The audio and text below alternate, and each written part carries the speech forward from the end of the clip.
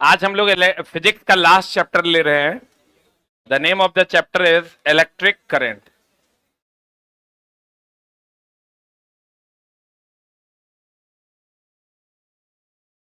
कल हम लोगों ने लाइट पढ़ा था।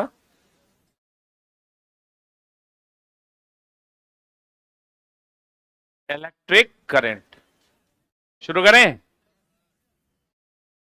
आज हम लोग पढ़ने वाले हैं इलेक्ट्रिक करंट। निकाल लिए?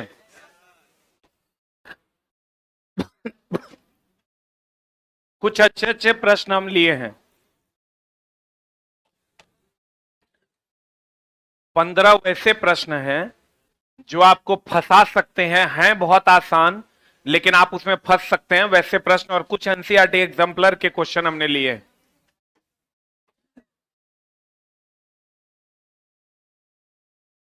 पहला क्वेश्चन जो आपका है,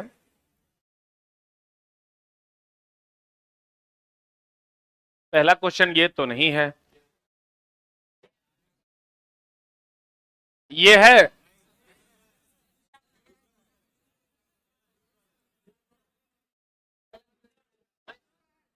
हाँ ठीक तो है, ये 2 नंबर है ना, 1 नंबर नहीं है। कोई बात नहीं, 1 नंबर आपके पास है ना। 1 नंबर क्वेश्चन भी हम बता देते हैं। फ्यूज की बात कर रहा है क्वेश्चन। आपके पास 1 नंबर क्वेश्चन है ना। फ्यूज के बारे में बात कर रहे हैं कि फ्यूज क्या है। फ्यूज सीसा और टीन का क्या है, मिश्रण। इसका गलनांक क्या होता है? जल्दी गलेगा कि लेट से गलेगा? गलनांक क्या होता है? निम्न होता है। गलनांक निम्न के उच्च। और यह अधिकतम धारा से सुरक्षा देता है।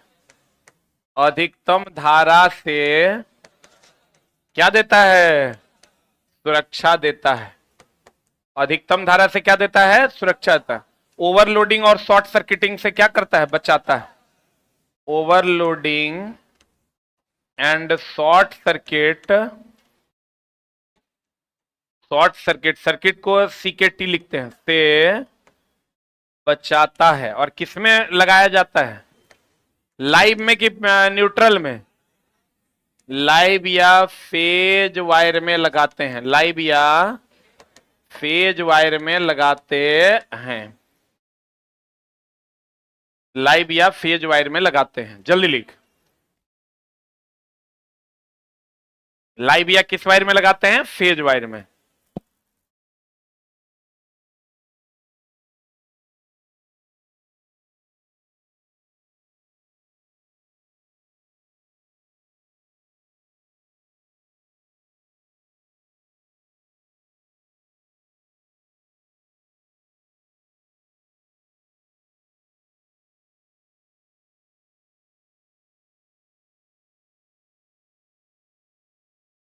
लाइव या किस में लगाते हैं? फेज वायर में।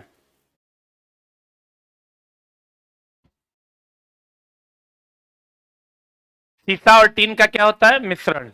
गलनांक क्या होता है? निम्न। अधिकतम धारा से सुरक्षा देता है। ओवरलोडिंग और शॉर्ट सर्किटिंग से क्या करता है? बचाता है। लाइव और किस में लगाता है? फेज में। लिख लिए? अब आपका क्वेश्चन देखिए क्या कह रहा है। मेरे पास क्वेश्चन नहीं है, एक बार आप पढ़िए। उस कथन का चयन करें जो विद्युत फ्यूज के मामले में सही नहीं है। चयन कह रहा है, तो बताओ ये अधिकतम धारा से सुरक्षा देता है कि न्यूनतम से? एक सर्टेन मान से ज्यादा धारा होगा तब ना चलेगा। तो क्या कह रहा है देखो, फ्यूज सभी भवनों के विद्युत परिपथ में लगाए जाते हैं। सही कि गलत? अब फ्यूज हर जगह लगाया जाता है ना। अब फ्यूज के जगह पर क्या लगाया जाता है? एमसीबी। करंट के की एक अधिकतम सीमा होती है जो इलेक्ट्रिक सर्किट के माध्यम से सुरक्षित रूप से प्रवाहित हो सकता है। सही है। करंट की न्यूनतम सीमा होती है। यही तो गलत है। सी नंबर आंसर हो जाएगा। आंसर क्या हो जाएगा? सी। न्यूनतम धारा की अधिकतम धारा से सुरक्षा देता है। अधिकतम धारा से सुरक्षा देता है। अगले प्रश्न की ओर चलते हैं। अगला प्रश्न आकर्षण या विकर्षण का है। एक बात आप हमेशा ध्यान रखिए, गुरुत्वाकर्षण बल, कौन बल दोस्त? गुरुत्वाकर्षण बल केवल, केवल किसका बल है? आकर्षण बल। और विद्युतीय बल या चुंबकीय बल, अब बताओ समान आवेश में क्या होता है? अरे प्लस प्लस में क्या होगा? विकर्षण। अब प्लस माइनस में क्या होगा? आकर्षण। सही है। प्लस प्लस में क्या होगा? विकर्षण। अब प्लस माइनस में क्या होगा? आकर्षण। तो इसका मतलब नॉर्थ पोल में क्या होगा? विकर्षण। और नॉर्थ साउथ में क्या होगा? आकर्षण। इसका मतलब हम ये कह सकते हैं ये आकर्षण तथा कौन बल है? विकर्षण का बल है। पहले तो ये लिख लो फिर बतियाते हैं। आकर्षण या विकर्षण का बल है। गुरुत्वाकर्षण बल केवल क्या चीज का बल है? आकर्षण बल। आप विद्युतीय या चुंबकीय बल समान आवेश में विकर्षण या समान पोल में विकर्षण हो जाएगा। आकर्षण और विकर्षण दोनों का बल है।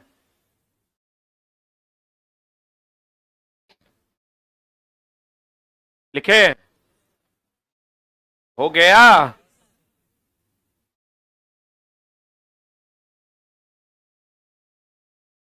अब एक चीज गौर कीजिएगा, इलेक्ट्रिशियन में जगह नहीं है, वहां लिखो ना रे। पिछला पन्ना में जगह है वो खत्म हो गया, पीछे जगह है वहां लिखो। अब देखो, एक होता है विद्युतीय बल, एक होता है दोस्त मेरे विद्युतीय बल। कौन बल होता है? विद्युतीय बल। एक होता है अस्थिर विद्युत बल। ये दोनों में अंतर जरूर समझिएगा, इसीलिए हम ये क्वेश्चन दिए हैं कि इसको हम समझा सके। एक होता है विद्युतीय बल और एक होता है क्या? अस्थिर विद्युत बल। अस्थिर विद्युत बल होता है, एक बात बताइए, आप पढ़े होंगे कांच के टुकड़े को रेशम के कपड़े से रगड़ा जाए या बाल में कंघी को रगड़ा जाए, कितना बार बताएं हम? अस्थिर विद्युत बल होता है कौन बल? घर्षण बल। कौन बल? कैपेसिटर में भी अस्थिर विद्युत बल ही लगता है, क्योंकि कैपेसिटर में चार्ज अस्थिर होता है। अब विद्युतीय बल होता है जब प्रवाहित इलेक्ट्रॉन होता है। जैसे अगर किसी तार में विद्युत धारा का प्रवाह हो रहा है और कहेगा बताइए कौन बल लगेगा, तो कहेंगे कौन बल? विद्युतीय बल। यहां एक और, इलेक्ट्रॉन एंड प्रोटॉन के बीच लगने वाला बल भी कौन बल है? विद्युत बल के अस्थिर विद्युत बल। इलेक्ट्रॉन और प्रोटॉन के बीच लगने वाला बल। एनसीईआरटी में यह सवाल है, इसलिए इसको बढ़िया से देख लो कि दोनों बल में क्या अंतर है। कहते हैं विद्युतीय बल होता है प्रवाहित इलेक्ट्रॉन। अगर इलेक्ट्रॉन का प्रवाह हो रहा है कहीं से, तो उसके बीच जो लगने वाला बल होगा कौन बल होगा? विद्युतीय बल। और अस्थिर विद्युत बल होगा या तो घर्षण बल या कैपेसिटर या इलेक्ट्रॉन और प्रोटॉन के बीच लगने वाला बल। जल्दी से लिख लो। इलेक्ट्रॉन का प्रवाह होगा तब कौन बल लगेगा? विद्युतीय कि अस्थिर विद्युत? विद्युतीय बल।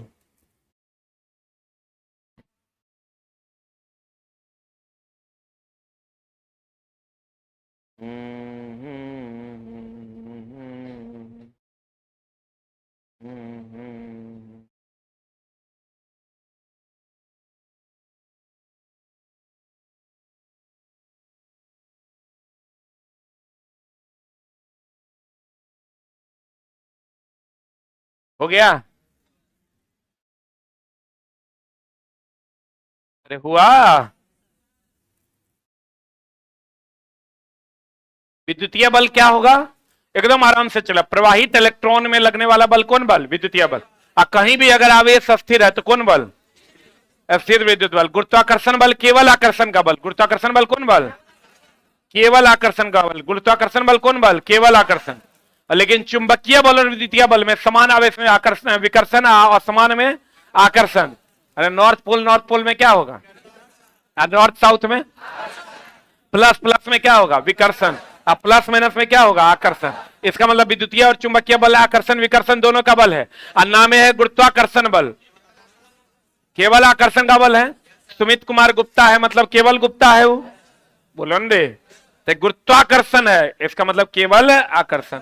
अब बताओ आंसर। दो वस्तुएं, एनसीईआरटी एग्जाम्पलर का सवाल है, दो वस्तुएं एक दूसरे को प्रतिकर्षित करती है या प्रतिकर्षण हो सकता है। प्रतिकर्षण दो जगह हो सकता है, या तो चुंबकीय अन्यथा विद्युतीय।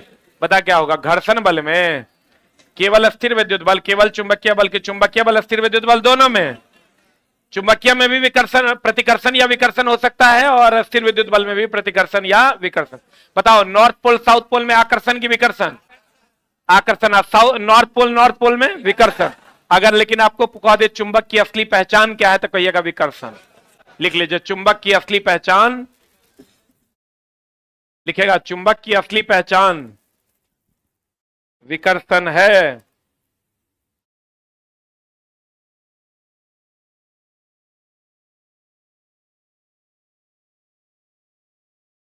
चुंबक की असली पहचान क्या है?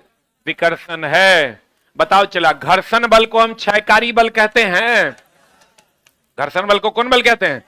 क्षयकारी। सही है। अच्छा बताओ, संपर्क बल भी कह सकते हैं क्या? क्योंकि संपर्क में रह के ये बल लगता है, दो सतह आपस में संपर्क में रहेगा तब लगेगा। और आकर्षण और विकर्षण दोनों का बल कहेगा तो विद्युतीय और चुंबकीय दोनों हो जाए। पढ़े अगला प्रश्न, गौर फरमाइएगा, ये हमेशा ध्यान रखिएगा। चला, इस टाइप के ग्राफ में, इस टाइप का एनसीईआरटी में तीन गो क्वेश्चन दिया हुआ है। आप खाली ध्यान रखिएगा कि मान लीजिए ये ग्राफ ए है, ये ग्राफ बी है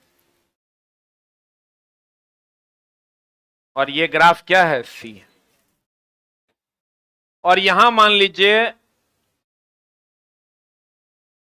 इंडिया है और ये मान लीजिए क्या है? पाकिस्तान है। ध्यान दीजिएगा, जो ग्राफ जिसकी ओर होगा उसको सपोर्ट करेगा। हम बार बार कहते हैं, इस सवाल जब भी आए दिमाग में ये एडजस्ट करना है कि जो ग्राफ जिसकी ओर होगा, नोट करके लिख लो, जो ग्राफ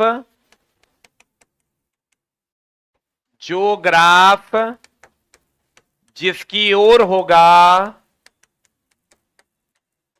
उसको सपोर्ट करेगा। जो ग्राफ जिसकी ओर होगा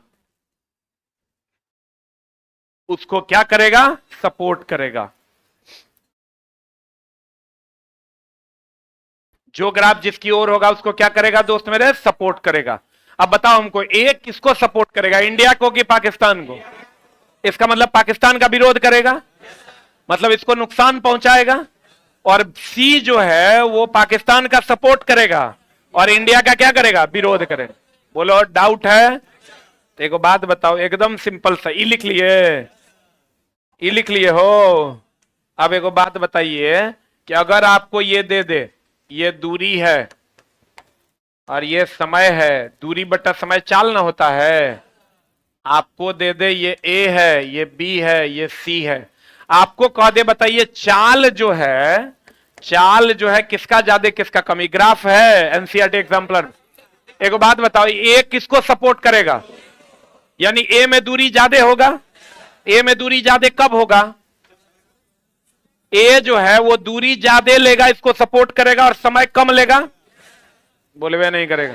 तो दूरी जब ज्यादा ले कम समय में, तो चाल ज्यादा की कम? तो बताओ ए की चाल ज्यादा की कम? ए दूरी ज्यादा ना ट्रेवल कर रहा है और सी दूरी क्यों? क्योंकि ये दूरी से दूर है कि नजदीक है। तो दूरी जब ज्यादा ट्रेवल करेगा तो उसकी चाल ज्यादा होगी, उससे कम बी की और उससे कम सी की। अगर कह दे दूरी बताओ कौन ज्यादा ट्रेवल करेगा, क्या कहिएगा? A is greater than B is greater than C. और कहेगा समय बताओ कौन ज्यादा लेगा? कौन ज्यादा लेगा? सी ज्यादा, बी उससे कम, ए सबसे कम।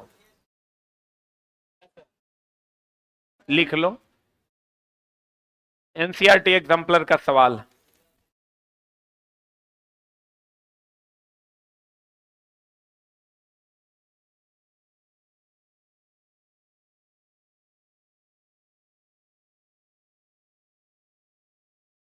हमसे मोहब्बत कर, समझ में आया कि नहीं आया? चला तुम देखना, 10 दिन 10 कक्षा से तुमको कितना फायदा होगा। जब सवाल बनाओगे ना तब हम याद आएंगे। देखो अगला सवाल कितना आसानी से बन जाएगा, लेकिन थोड़ा सा दिमाग लगा के। सब उल्टा पुल्टा, जहां जहां तुम 15 जगह फंसोगे वो सब करंट का हमने तुमको दिया है, कहीं तुमको फंसने नहीं देंगे। पढ़े बाबू रे। अगर हम तीसरे ग्राफ की ओर चलते हैं, जो ग्राफ आपका किसके किसके बीच है, जो क्वेश्चन है आपका, धारा और वोल्टेज, यहां धारा है और यहां क्या है, वोल्टेज। ये क्या है दोस्त मेरे, धारा, ये क्या है, वोल्टेज, और ये R1 है कि R2, R1, ये क्या है R2, ये क्या है R3, बोलो हाँ। तो बताओ धारा का मान सबसे ज्यादा किस में होगा, हाँ R1 में, क्योंकि ये इसको सपोर्ट करेगा ना, R1 में, उससे कम R2 में, उससे कम R3, बोलो हाँ। तो एक बात बताओ, धारा का मान R1 में ज्यादा है, धारा R1 ज्यादा नहीं है, अब उससे भी नहीं तो थोड़ा सा इसे समझ लो, ई R1 एकर सपोर्ट करेगा कि विरोध करेगा। मान लो हम तो और विरोध करते हैं, हमार नाम है आर हमार नाम है प्रतिरोधी आदमी, विरोधी आदमी है, तो हम विरोधी आदमी से तुमको फायदा कब हो सकता है, जब हम हम कम हो जाएंगे कि हम ज्यादा हो जाएंगे। हम हैं विरोधी आदमी, मान लो हम अन्ना हजारे हैं और हम जो है अरविंद केजरीवाल जी का विरोध करते हैं, ठीक है, तो हमसे उनको फायदा कब पहुंचेगा, जब हमारी वैल्यू कम हो जाएगी। ई कह रहा है कि हम तो और सपोर्ट करेंगे, ये कहता रे बाबू तोर नाम है प्रतिरोधी, तू है विरोधी, तू हमारा सपोर्ट तब करेगा जब तू कम हो जाएगा। बोलो, इसका मतलब R1 सबसे कम होगा, उसके बाद R2 होगा, और इसके बाद R3। अगर तोर सपोर्टर तोरा फायदा कब पहुंचाएगा, जब तू बढ़ेगा, अब विरोधी कब तोरा फायदा पहुंचाएगा, जब वो घटेगा। ई कह रहा है हम तोरा फायदा पहुंचाएंगे, कहता है जल्दी से तू घट जो का। वही अगर इस ग्राफ में आप चलते, इस ग्राफ में अगर आप चलते तो यहां क्या होता, ये दूरी है, इस समय है, तो भैया दूरी और वेग में बताओ सपोर्टिव नेचर है कि विरोधी नेचर है। जितना ज्यादा वेग उतना ज्यादा दूरी, जितना सपोर्टर बढ़ेगा उतना नेता बढ़ेगा, तो सपोर्टिव नेचर है, यानी ई जो है ए का मान क्या हो जाएगा, ज्यादा हो जाएगा, क्योंकि भैया एकर मान ज्यादा होगा तब ना नेताजी का मान ज्यादा होगा। बुझा रहा है, सपोर्टिव आदमी बढ़ेगा तब हम बढ़ेंगे, अब विरोधी आदमी घटेगा तब हम घटेंगे। आई जो प्रतिरोध है, ये जो प्रतिरोध है दोस्त मेरे, ये विरोधी है कि सपोर्टर है, धारा का विरोध करता है, तो विरोध करता है तो कहे तुम कम हो जाओ। बुझाता रहो, लिखो, पिछला वाला भी लिखना है क्या, पिछला वाला लिख लिए, इसको लिख, कितना बढ़िया टीचर है हमसे, देखो अभी, लेकिन थोड़ा एहसास नहीं होगा, अभी तक घर की मुर्गी दाल बराबर। पूछो उनसे जो हमें पाने के लिए तरसते हैं, उनसे क्या पूछते हो जिन्हें हम आसानी से मिल जाया करते हैं। चल लिख, हाँ चल लिख ना रे,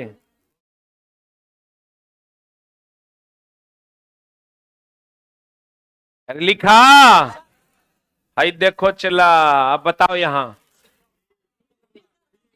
अरे लाइन काहे कट गया रे,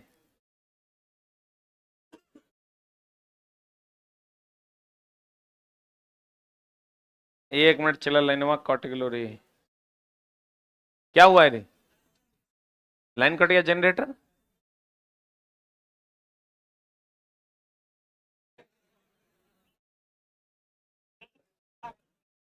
कुछ ना कुछ तो गड़बड़ हुआ है।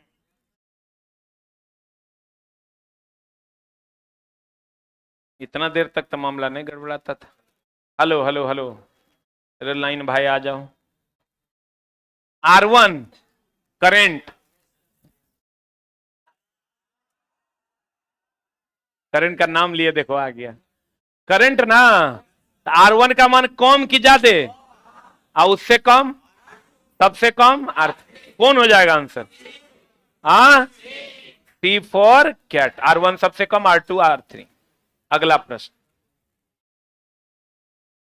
ओम चचा का नियम, किसका नियम चला, ओम का नियम। देखो हम हर वो बात तुमको बता रहे हैं चला जहां तुम फंस जाओगे, ओम का नियम कहता है voltage is directly proportional to current, लेकिन ये ध्यान रखना नियत ताप पर, किस पर चला, और यहां से भी बराबर आई और समानुपाती का चिन्ह हटाएंगे तो कहा जाएगा कांस्टेंट। एक तो ये बात, और दूसरा ओम के नियम का ग्राफ होता है ऐसा। तीसरा पॉइंट, यह अर्धचालक और विद्युत अपघट्य पर लागू नहीं होता है। अर्धचालक तथा विद्युत अपघट्य पर ओम का नियम लागू, अपघट्य पर, विद्युत अपघट्य पर ओम का नियम लागू नहीं होता। जल्दी लिख।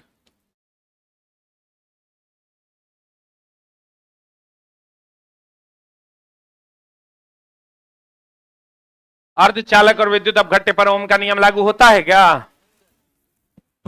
नहीं होता है।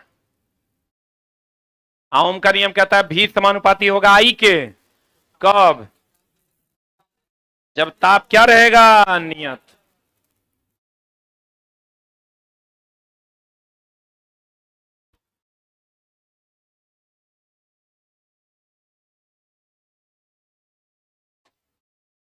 तेरे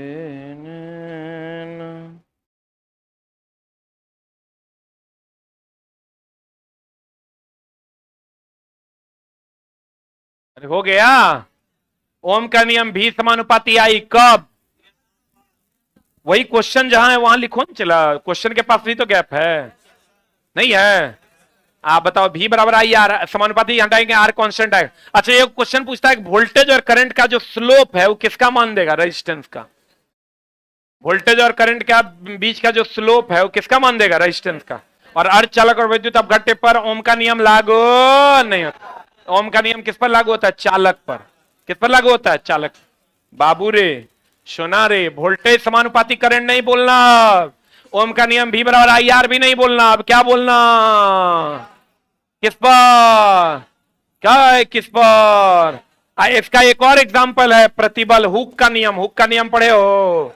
लिखिए लो, सेम मामला है। हुक का नियम कहता है प्रतिबल विकृति के समानुपाती होता है। प्रतिबल विकृति के क्या होता है? समानुपाती, लेकिन प्रत्यास्थता सीमा के अंदर। प्रत्यास्थता सीमा के अंदर मतलब वह सीमा जहां पर खींचे तो पुनः अपने शेप में आ जाए। यहां से करोगे तो प्रतिबल समानुपाती का चिन्ह हटाओगे, ई इंटू विकृति आ जाता है, और ई जो है प्रत्यास्थता गुणांक है। ई क्या है दोस्त मेरे?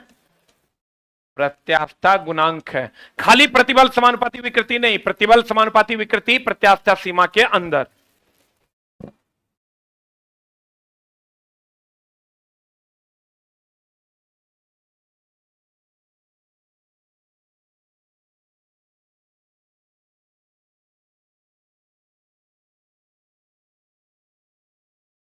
हो गया?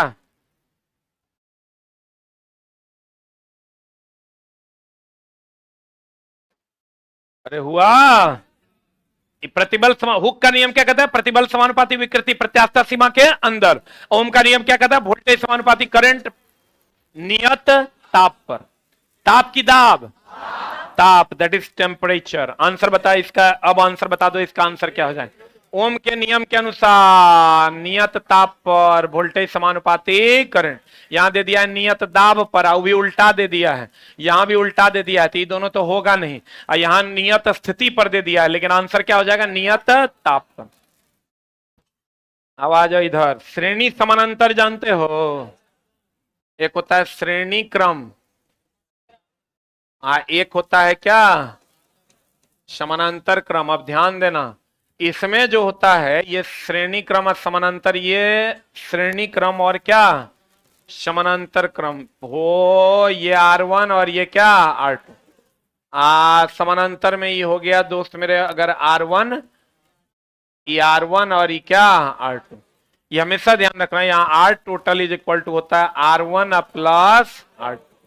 यहां R टोटल बराबर होता है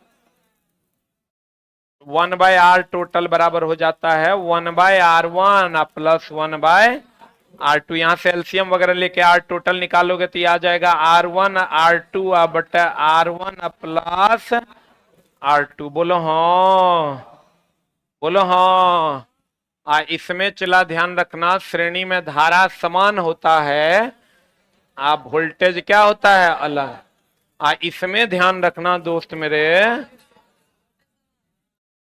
समानांतर में हमेशा वोल्टेज समान, वोल्टेज, रुक जा अभी लिखना नहीं, समझ लो पहले, वोल्टेज समान और धारा अलग होता है। रुक जा, अगर मान लो इसको हम लोग 2 ओम मानते हैं, इसको हम लोग 2 ओम मानते हैं, इसको कितना ओम मानते हैं, 3 ओम। बोलो हाँ। तो यहां से 2 प्लस 3 बराबर कितना ओम, 5 ओम। यहां अगर इसको हम 2 ओम मानते हैं और यहां इसको हम 3 ओम मानते हैं, तो ये हो जाएगा 2 गुना 3/2 प्लस 3 बराबर 1.2। देखो 3 दूनी 6/5, 1.2 आएगा। ये हमेशा ध्यान रखना, इसमें जो समतुल्य प्रतिरोध आता है वो 2 और 3 से ज्यादा है कि कम है, यानी यहां समतुल्य प्रतिरोध, समतुल्य जो है प्रतिरोध, समतुल्य प्रतिरोध महत्तम से महत्तम, महत्तम 2 और 3 में कौन है, 3 की 2, समतुल्य प्रतिरोध महत्तम से महत्तम। यहां समतुल्य प्रतिरोध कितना है, देखो न्यूनतम प्रतिरोध कितना है, 2, और समतुल्य कितना आया, 1.2। तो न्यूनतम 2 है, उससे भी कम आया, तो हम कह सकते हैं समतुल्य प्रतिरोध न्यूनतम से न्यूनतम होगा। अरे बोलो, यहां समतुल्य प्रतिरोध, समतुल्य प्रतिरोध, समतुल्य प्रतिरोध न्यूनतम से क्या होता है, न्यूनतम होता है। बढ़िया से समझ चला, एकदम आराम से देखो, रुक जा, रुक रुक रुक, आराम से लिखना। श्रेणी क्रम में धारा समान, वोल्टेज अलग अलग। इसका उल्टा देखो तो इसमें हो रहा है, यहां धारा समान है, यहां धारा अलग अलग, यहां वोल्टेज समान है, यहां वोल्टेज अलग। आप एक ही चीज याद रखो, पैरेलल में वोल्टेज समान, पैरेलल में वोल्टेज समान, पैरेलल में वोल्टेज समान, तो धारा क्या हो जाएगा, अलग अलग। श्रेणी में धारा समान और वोल्टेज अलग अलग। इसका जो समतुल्य प्रतिरोध होगा श्रेणी में, वो महत्तम आया, 5 आया, तो महत्तम से महत्तम की न्यूनतम से न्यूनतम। इसी को नेट रेजिस्टेंस या टोटल को नेट रेजिस्टेंस या निब्बल प्रतिरोध भी कहते हैं। क्या कहते हैं इसको, यहां समतुल्य प्रतिरोध न्यूनतम से न्यूनतम आया है कि महत्तम से महत्तम आया है, इसको लिख लो जल्दी से। अब फिर चलते हैं हम सवाल पर, जल्दी लिख।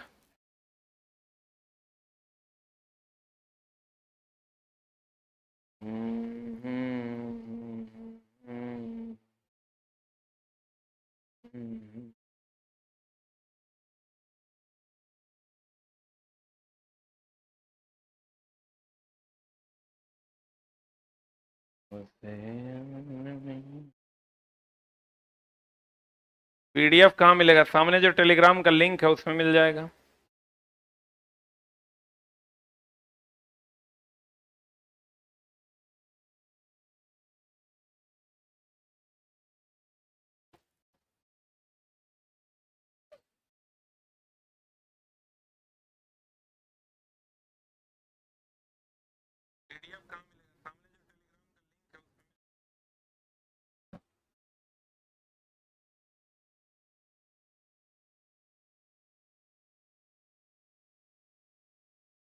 अरे भाई, इंजीनियरिंग ड्राइंग और डीजल का कोर्स अभी हम भी पढ़ाएंगे आपको, एकदम टेंशन न लें।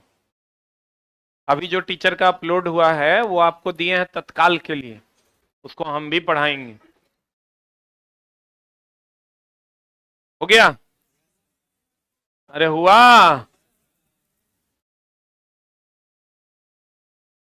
ऊपर करें।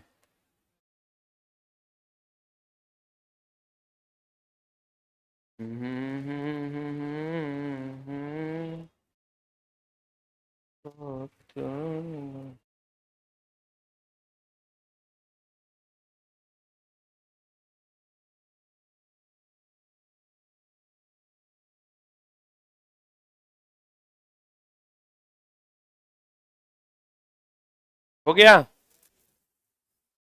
अरे हुआ हो।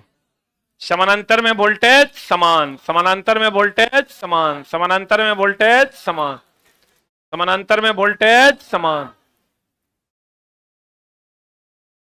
पढ़े,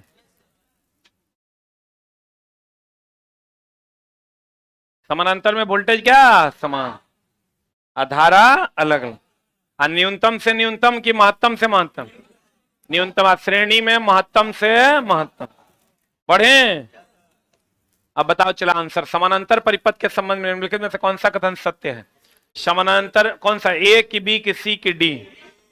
सही चुन रहा है, डी नंबर। समानांतर परिपथ में निब्बल प्रतिरोध अलग अलग प्रतिरोधों के योग से हमेशा, सही है, कम होता है ना समानांतर में। अब बताओ, कहते हैं उत्पन्न ऊष्मा, H का मान जानते हो आप? H का फॉर्मूला क्या होता है? आई स्क्वायर आर टी, या भी square by R into T, या भी आई टी, या पी इंटू टी। पी क्या है रे? पावर। भी क्या है? वोल्टेज। आई क्या है? करंट। टी क्या है? समय। आर क्या है? प्रतिरोध। अब बताओ क्या दिया है? 100 ओम के एक प्रतिरोध, आर का मान दे दिया। यहां 15 मिनट दिया है, इसीलिए इस सवाल दिए हैं। ये जो फॉर्मूला यहां लगेगा तो सेकंड में ना बदलना होगा, तो कितना से गुना करना होगा? 60 से। आई 5 एम्पियर आई दे दिया है, तो आई आर टी दे दिया है, प्रवाहित ऊष्मा मांग रहा था, पहला वाला फॉर्मूला लगा दें, आई स्क्वायर आर इंटू टी। तो आई स्क्वायर कितना? अरे आई स्क्वायर 5 का स्क्वायर, इंटू आर, आर का मान कितना? 100, इंटू टाइम का मान 15 की 15 गुना 60, 15 गुना 60।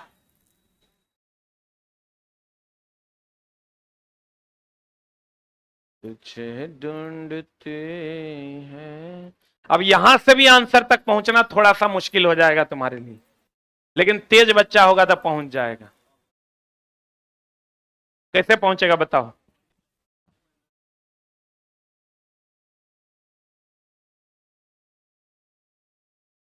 बताओ जल्दी से। यहां से हम h बराबर देख रहे हैं 10 टू दी पावर समथिंग के टर्म में है, तो इसका मतलब सब जीरो को अलग कर लो। 25 25 ना, यहां कितना है? 2 गो जीरो, 1 गो जीरो, कै गो जीरो हो गया? 3 गो जीरो, यानी 25 गुना 15 गुना 6 गुना 10 टू दी पावर 2 1 3। बोलो रे। अब बताओ क्या करोगे? 25 छक्के कितना? 150। तो भैया h बराबर 25 छक्का कितना?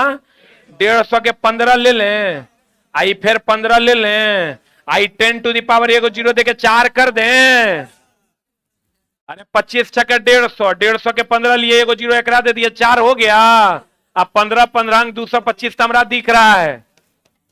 h बराबर 225 गुना 10 टू दी पावर 4, लेकिन 10 पावर 4 में कहीं आंसर है क्या? नहीं है। तो हम क्या करेंगे? 2 गो जीरो, h बराबर यहां हम लिख सकते हैं 2.25 into 10 to the power 6 joule. अरे बोलो, आंसर बनाना पड़ेगा। वो जो सोचोगे हम गुना करके आंसर मार देंगे, मामला हो जाएगा गड़बड़। 2 गो पॉइंट इधर दिए हैं, तो 2 गो जीरो एक बढ़ा देगा, 4 और 2 कितना हो जाएगा? 6। है ना बढ़िया क्वेश्चन? तुझे ढूंढती हैं।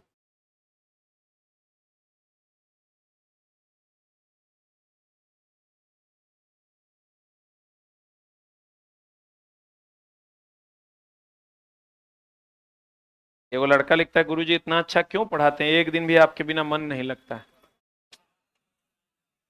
तोरा मजाक लग रहा है? 4 दिन हम तुम्हारे जीवन से चले जाएंगे, तोरा लगेगा कुछ हरा गया है। जे पढ़ने वाला बच्चा है, छोटा चोर को तो भारी लग रहे होंगे।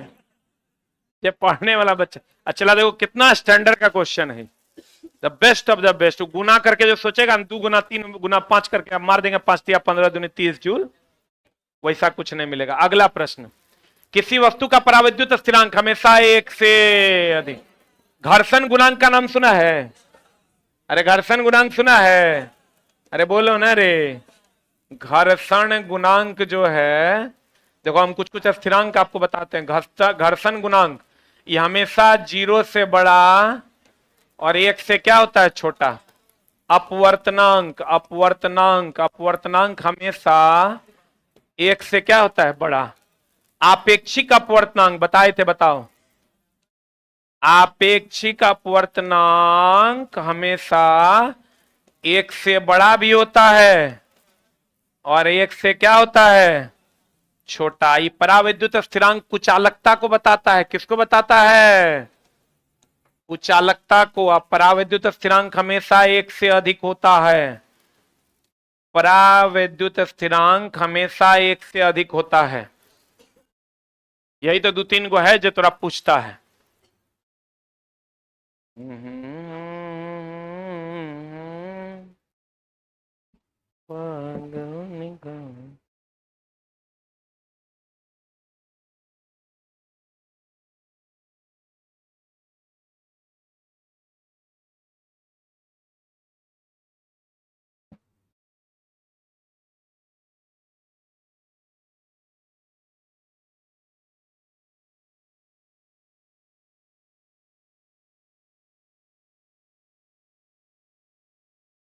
हो गया? अरे हुआ रे। आंसर क्या मारोगे? अरे परावैद्युत स्थिरांक का मान एक से क्या होता है? अधिक। अब परावैद्युत स्थिरांक किस पर निर्भर करता है? कुचालकता पे। यानी कुचालकता जितना ज्यादा होगा परावैद्युत स्थिरांक उतना ज्यादा होगा। अगला। कौन बीच में सर कर रहा है? नहीं लिख पाया क्या? आज छोटा कितना स्लो लिखता है रे दूल्हा बाबू। पढ़े। And the next one is, दो प्रतिरोध R1 R2 विद्युतीय स्रोत से समानांतर में जुड़े हैं। कैसे जुड़े हुए हैं? आई देखो, एगो प्रतिरोध R1 है, एगो प्रतिरोध क्या है? R2 है। समानांतर में मान लो कोई स्रोत है, एक से जुड़ल है, एक बैटरी है उससे जुड़ल है। R1 का मान R2 का 4 गुना है। अगर R1 का मान R2 का अगर x है तो कितना गुना है? R1 का मान R2 का कितना है? तो ये अगर x होगा तो कितना गुना होगा? 4x। R1 कितनी विद्युत धारा प्रवाहित होगी? तो R1 का प्रतिरोध ज्यादा है कि कम? आप प्रतिरोध ज्यादा तो धारा कम। तो 4 गुना प्रतिरोध ज्यादा है तो 1/4 धारा कम हो जाएगा। क्योंकि भैया I बराबर V बटा R, यहां R के जगह 4R दे दोगे, 4 गुना कर दोगे तो भैया ये भी ना 1/4 हो जाएगा। और देखो, नहीं समझ में आ रहा है क्या रे? प्रतिरोध ज्यादा तो धारा कम, प्रतिरोध दुगुना तो धारा आधा, प्रतिरोध 8 गुना धारा 1/8। बोलो। तब प्रतिरोध कह रहा है कि यदि R1 का मान R2 से 4 गुना है, ये R1 का जो मान है इससे 4 गुना है, तो ये x है तो कितना गुना? 4x। तो भैया अगर प्रतिरोध तो कह रहा है R1 कितना विद्युत धारा, तो R1 कहेगा तो ये 1/4 हो जाएगा कि नहीं हो जाएगा? क्योंकि 4 गुना प्रतिरोध 1/4 धारा, 4 गुना प्रतिरोध 1/4 धारा। आंसर बताओ क्या हो जाएगा?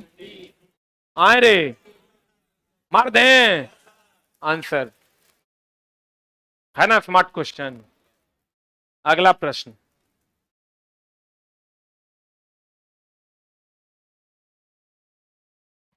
ढूंढती 1.5 महीना लिए हैं चला कंप्लीट सजाने के लिए, ताकि तुरा हर क्वेश्चन पे लगे वाह क्या बात।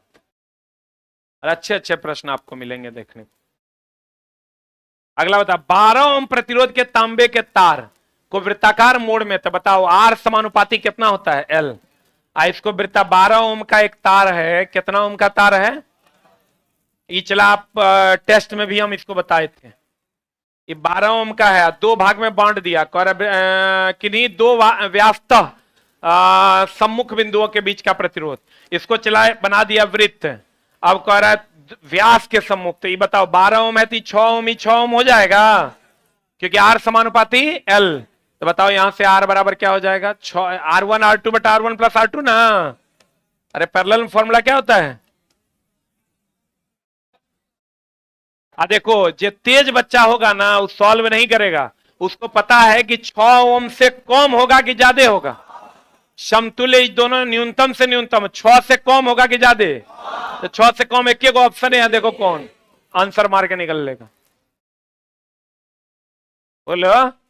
आज भूसकोलवा होगा वो कहेगा 6 गुना 6 बटा 6 प्लस 6, अच्छा 36 बटा 18, 12 तिया कितना? 36। बढ़िया हो रे, अरे बढ़िया हो रे, बना दोगे? 6 से कम होगा कि ज्यादा होगा? कम कि ज्यादा? क्लियर है? बोलो ना रे। अगला सवाल पे हम लोग चलेंगे अगली कक्षा में, ठीक है। 7 क्वेश्चन और बचा है जिसको हम लोग करेंगे कल। और अभी आप तीने को है, तब काहे छोड़ेंगे। 1 मिनट सर रुकिए, जाइए खत्म करते। 100 वाट विभवांतर किसी चालक 6 एम्पियर से विद्युत धारा प्रवाहित होती है तो खर्च की गई, तो बना दोगे P बराबर वी स्क्वायर बाय आर। आई एगो क्या होता है फॉर्मूला वी आई, एगो फॉर्मूला होता है आई स्क्वायर आर। कौन वाला लगाओगे बताओ। वोल्टेज दिया हुआ है, आई दिया हुआ है, तो क्या मारोगे बताओ। वी आई मार दें। अब तो कहोगे इस सवाल काहे दिया रे मास्टर। इसलिए दिए हैं क्योंकि सवाल खूब पूछता है, तो हमारे नोट से लड़ना भी तो खूब चाहिए। ये फिक्स क्वेश्चन है, तब ना कहेगा अरे झा सर वाला वो पूछा था, नहीं तो कहेगा अरे वो सब जो करवा रहा था फेज 1 फेज 2 ओकरा से देखो था ये नहीं था, हमरा पता ही पूछवे करेगा। हम अपना तनी सेफ एरिया लेके चलते हैं भाई। क्या पढ़ियो रे। अगला 1 मिनट 20 सेकंड है। देखो टाइम को एकदम बढ़िया से पुट करना, किलोवाट बढ़िया से करना। 1 मिनट 20 सेकंड बोले तो 60 और 20 कितना 80 सेकंड है। 60 किलो जूल क्यों दिया हुआ है। 60 किलो जूल बोले तो 60 गुना 1000 जूल हो जाएगा। तो शक्ति ज्ञात कीजिए, बताओ क्या होगा। उष्मा दे दिया है तो शक्ति बराबर होता है कार्य बटा समय। क्या निकालना है शक्ति। कार्य का मान कितना है 60 गुना 10 टू द पावर 3। 1000 को आप बटा समय लिखेंगे 80। अब सॉल्व करो कितना आता है, कितना आता रे 750 वाट। अरे बोलो आंसर। खाली ध्यान ये रखना कि यहां मिनट सेकंड को मिनट सेकंड में बदल देना है, यहां जूल किलो जूल को किस में बदल देना, जूल में। अरे बढ़िया हो रे, लास्ट है। एक इलेक्ट्रिक ओवन ही तो बना देगा, बता दिए थोड़ा। 250 2500 वाट द्वारा 5 घंटे उपयोग किए जाने वाली ऊर्जा कितना होगा, बनेगा। बताओ कितना होगा, सबको गुना कर दो। टाइम घंटा में रहने देते हैं इस फॉर्मूला में कि मिनट सेकंड में। इस फॉर्मूले में हमेशा टाइम किस में रहेगा, घंटा में। तो बताओ बटा 1000 कर दो। 2020 गिल लो। 25 पंचा 125, 125 बटा 10 12.5। क्या रे 12 देखो यहां भी जूल है। 12.5 जूल की 12.5 किलोवाट आवर। अरे दोस्त मेरे यूनिट ना है रे, उपयोग की जाने वाली ऊर्जा। ऊर्जा को हम लोग यहां जूल में लिखेंगे कि किलोवाट आवर में। तो देखो दोनों ऑप्शन दिया हुआ है, क्या मारिएगा, ए की बी किसी की D. D for dog is the right answer. खत्म। अरे बोलो खत्म। That's the ending. अब कल हम लोग स्टार्ट करेंगे क्या, केमिस्ट्री के कुछ अच्छे अच्छे पल। आ जाइए सर।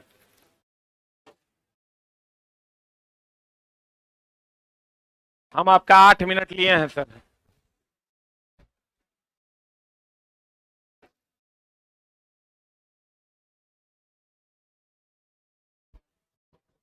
इस